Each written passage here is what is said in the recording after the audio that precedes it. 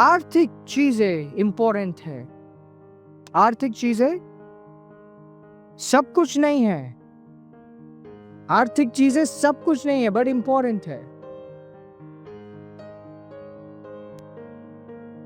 ये सही नहीं कि कभी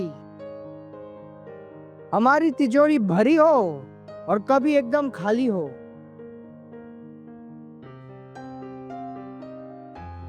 खाली होने का क्या मतलब है? खाली होने का ये मतलब है कि मेरे को चाहिए बट नहीं है। वो क्या होती है? खाली करना अलग बात है,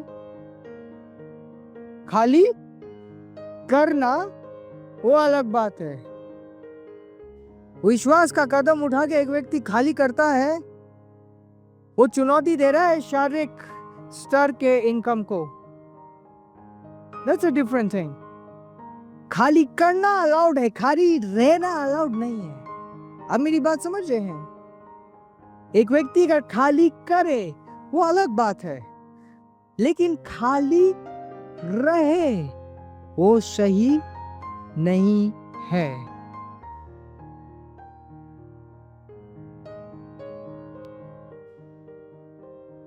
जब एक व्यक्ति शिक्षित नहीं होता, जब एक व्यक्ति क्या नहीं होता? शिक्षित, आत्मिक जीवन में शिक्षित नहीं होता, तो उसका जीवन ऐसा रहता है कि वो पिता से मांगता है और कभी मिलता है, कभी नहीं मिलता है, इसलिए और ज्यादा मांगता है, फिर दोबारा मिलता है, कभी ठीक ठाक चल रहा है और कभी दोबारा चाहिए होता है। और उसका सारा ध्यान इस दुनिया को जीतने में नहीं रहता, अपने आप को चलाने में रहता है, सिर्फ परिवार का ध्यान रखने में होता है। क्या एक राजा का ध्यान ऐसा होना चाहिए कि कल क्या खाऊंगा, कैसे घर बनाऊंगा, कैसे ये करूंगा, इसी पे उसका सारा जीवन चला जाए? राजा को दिया गया है कि वो राज करे, प्रजा को आगे बढ़ाए। अब मेरी बात समझ रहे हैं? ये जो पृथ्वी है, ये पृथ्वी हमारे हाथों सौंपी गई है। हम इस पृथ्वी के फ्यूचर हैं। हमें बुलाया गया है इस दुनिया को जीतने के लिए। और अगर हमारा ध्यान सिर्फ खुद को चलाने के तक सीमित रहे, क्या ये सही है? ये सही नहीं है। क्यों होता है ऐसा? शिक्षा के कमी के कारण। क्यों होता है ऐसा? शिक्षा के कमी के कारण।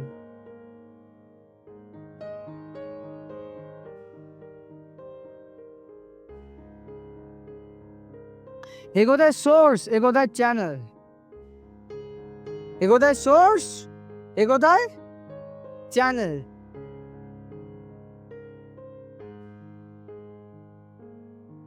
सोर्स हमारा स्वर्ग है, चैनल कुछ भी हो क्यों ना। पर एक प्रॉब्लम हो जाता है जब एक व्यक्ति सोर्स से हट के चैनल में ध्यान लगाना शुरू कर देता है। आप मेरी बात समझ रहे हैं? अगर एक व्यक्ति सोर्स से अपना ध्यान हटाकर चैनल में अपना ध्यान लगाना शुरू कर दे, then that's a problem.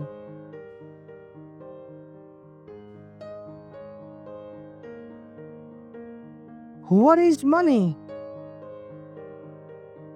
I'll give a refined definition of what is money. धन एक नौकर है।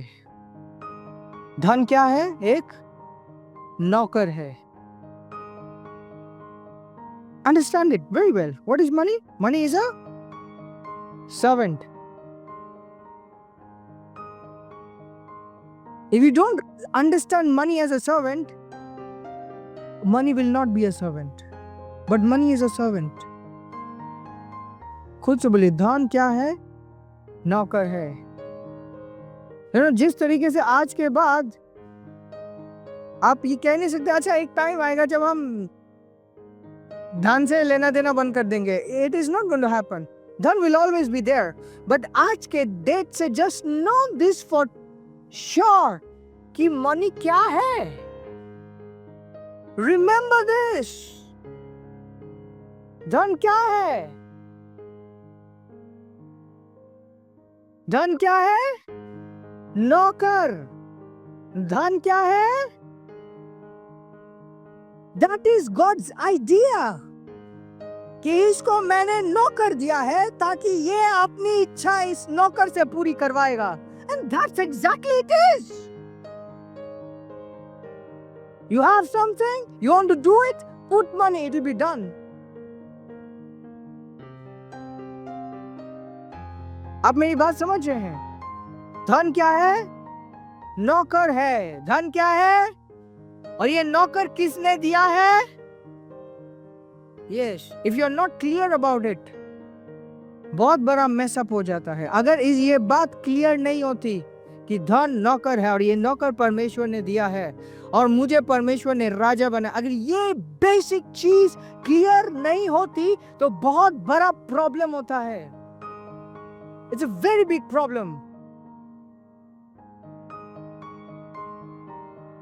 और प्रॉब्लम क्या होता है? वो नौकर सिर के ऊपर चढ़ जाता है। सुना ये होते हुए? एक नौकर सिर के ऊपर चढ़ गया। सिर के ऊपर चढ़ने का मतलब क्या है? अब नौकर इंस्ट्रक्शंस नहीं ले रहा, खुद अपनी चलाने शुरू कर दिया।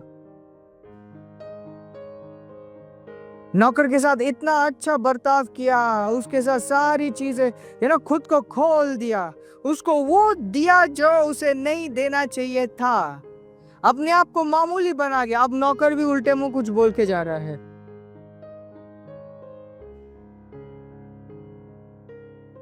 या तो धन आपका नौकर है या तो आप धन के नौकर हो। और जो दूसरी दशा है वो एक ऐसी दशा है जहां पे एक इंसान अंधा हो जाता है, एक इंसान मर जाता है, उसकी दिव्य तकदीर मर जाती है,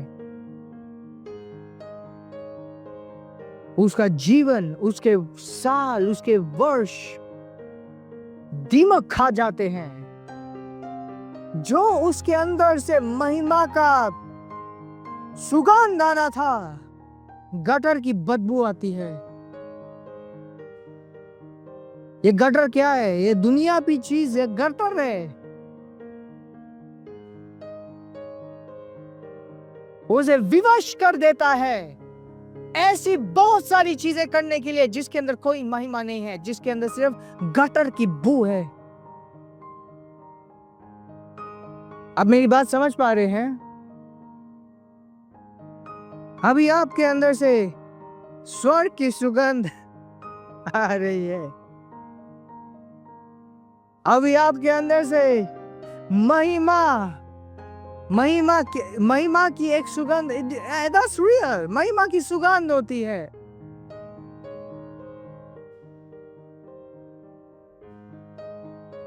कुछ लोग होते हैं जो चिंदी हैं, इतने गरीब है कि उनके पास जो धन है उसका कोई लाभ नहीं हो सकता, उनके अंदर से बू आती है।